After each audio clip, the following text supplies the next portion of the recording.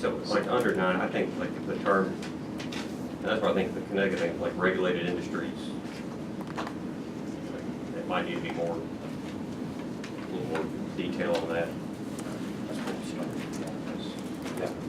Yeah, that's what, when we first started was, how can we put some of this detail, whether we put it, if we're gonna put it in 9 and into the rubric from Connecticut, and spell it out. I think the word was conversational.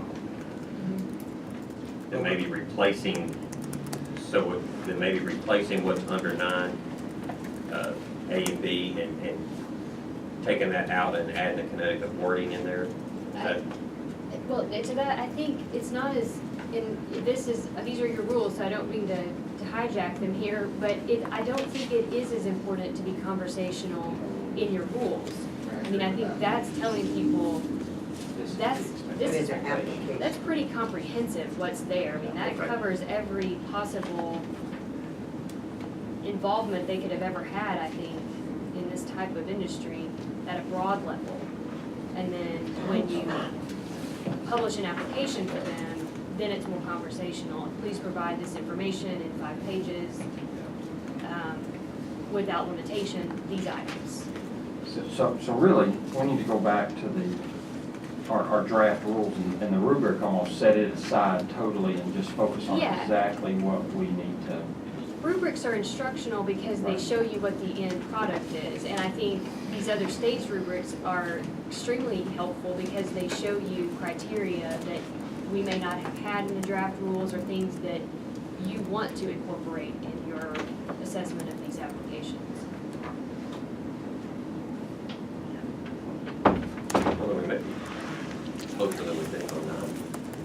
Then as far as just adding or subtracting something to it, I would still like some type of substance abuse plan to be submitted. I think that would be a good criteria that would be worth scoring.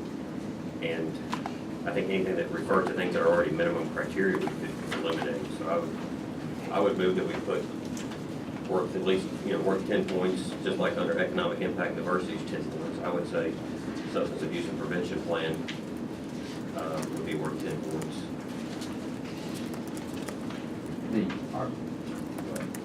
The other thing, just looking in there, is both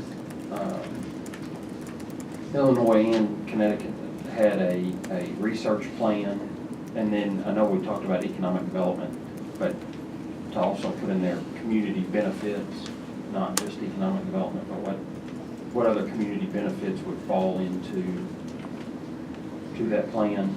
They both had the same terminology, so I'd like to see those in there as well. They put them at 10 points. I mean, they're smaller, but those will add up and can differentiate one application from another. Where are you talking about? So on the back of, I see it under, like, after Schedule 6, you have the economic interest, impact, and diversity. so it would be Schedule 7, substance abuse protection, and then Schedule 8 would be, community. Because we talked about adding a bonus section, and we could put those under the We just, you think that's a bonus, or you just think that everyone? well, I was wondering how, if we're doing it merit, I mean, those things are scores with fewer points than, I mean, it's a 10-point for that, you're getting up to 90 points based on this one, right? You're getting, 90 points off of this criteria off of 1, and then 2 is worth another 90 points. But these other ones that are, I guess, smaller in impact are only worth 10 points. I don't know, we need to. Well, they're not smaller in impact, we talked about, they just didn't have as many components to them. Components, okay. So the impact is great across each one, they just didn't have as many Yeah. components to it. So if you only have one component, it's still an impact, but it wasn't, under that schedule, it was only that one thing, so that's why it only had. The 10 So it's points, not I got you. that the numbers is not weighting the impact of the, that section. Okay. But I do see what you're saying. Because we could put every one item as 10 points, but it, we had to do schedules so we can keep it together. Sure.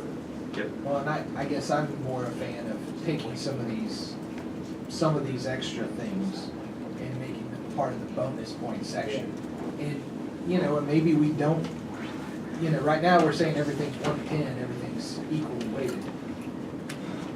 It doesn't have to be that way. Like if we figure out that maybe we, you know, need some more points on something, I don't know, we can adjust that, but I mean, I think we need a bonus point section. I think we ought to do that. I like how, I like the bonus points that they do in Connecticut. I like Commissioner Miller's idea of, you know, if you've got 100% ownership or, you know, maybe it's the degree of ownership, I don't know. You know, I'm all for encouraging Arkansas ownership, get some kind of bonus points. So I think all of those should be included, but I would probably put them. The one thing I like about Connecticut, and maybe it's how it's laid out, so if we need to just take some of those and put them in our rules, and that's our step for today, I'm fine with that. But Explain to me a little, because I guess again, I just need clarification.